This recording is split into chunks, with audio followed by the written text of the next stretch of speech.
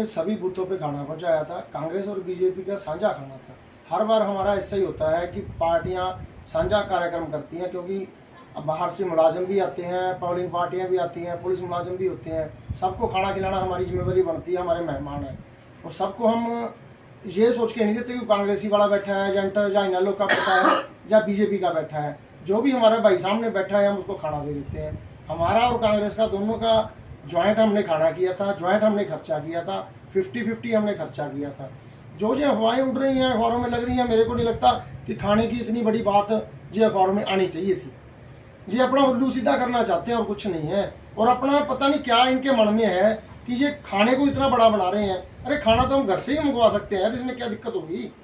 और खाना सबको खिलाया गया है। और भाई साहब, एक पोलिंग पार्टी ने तो हमें खुद कहा कि भाई साहब इसको यहाँ मत रखो। हम तो वोटरों को भी कह रहे हैं कि भाई साहब नाश्ता करके जाना, वोट डालो बाद में। इतना खाना हमने पैक करवाया था, इतना अच्छे तरीके से। और एक बात और बता दूं, मैं अरुणाचल से हमारे भाई फौजी आए थे, वो कहते हैं हम चावल खाएंगे, तो उनके लिए चावल और चने की अलग से व्यवस्था की गई थी। गलत है जी।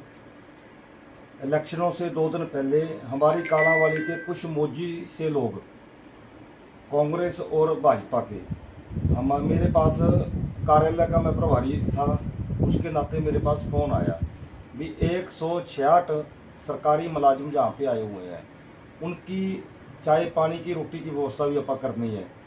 तो क्यों ना हम कांग्रेस और बीजेपी इकट्ठे एक ही जगह बना ले। गर्मी का टाइम है, ज़्यादा भोजन बन जाएगा तो ख़राब हो जाएगा।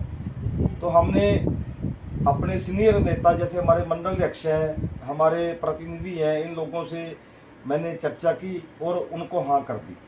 तो ये हमने साझा भोजन बनाया। और मेरे हिसाब से कोई बूथ पर किसी भी जगह कोई ऐसा आदमी नहीं छूटा जिसको भोजन ना मिला हो।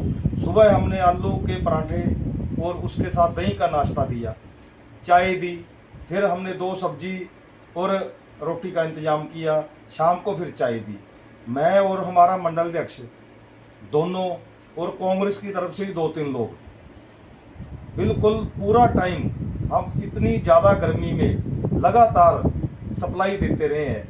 फिर भी यदि किसी का फ़ोन आ जाता था अभी मेरे पास चाय नहीं आई, खाना नहीं आया, तो हम उसी समय उसको दोबारा उपलब्ध करवाते थे। जो चर्चाएं चल रही है वो उसको लेकर क्या गया? सारा शरारती तत्वों का एक षड्यंत्र है। दोनों पार्टियों के द्वारा साझा सामान इकट्ठा लेके उसको सामान को हलवाई से तैयार करवाया गया था। यह हर जगह पे सप्लाई हमने दी है। अगर किसी वर्कर के पास, एक आधे के पास नहीं पहुंचा तो उसके लिए हम कह नहीं सकते, लेकिन 99% लोगों के पास था भी। जो हमारे ऊपर जो लांछन लग रहे हैं, जो बीजेपी को बदनाम करने की साजिश थी, वो गलत थी। कोई बंदा ये नहीं कह सकता भी बीजेपी ने खाना नहीं खिलाया।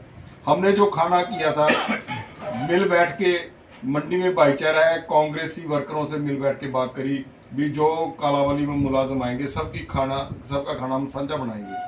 और उस खाने का हमने लाला एमसी को बोल दिया भी आपने दोनों तरफ से, बीजेपी का और कांग्रेस का, आपने खाना बनाना और आपने ही बांटना है। बांटने में कोई कोताही किसने बरती किसने नहीं बरती। कांग्रेस वाले बूथ पे खाना चला गया, बीजेपी वाले बूथ पे नहीं गया। और कुछ लोगों ने ये अफवाह उड़ा दी, बीजेपी वालों ने किसी को खाना नहीं खिलाया और खाली पेट, भूखे पेट बैठ के उन्होंने अपनी वोटिंग करवाई। तो ये सरासर गलत है। ये आपके पास हमारे लाला जी बैठे हैं, इनको हमने बोला था, इनको साझे पैसे दिए, कांग्रेस और बीजेपी के साझे पैसे दिए।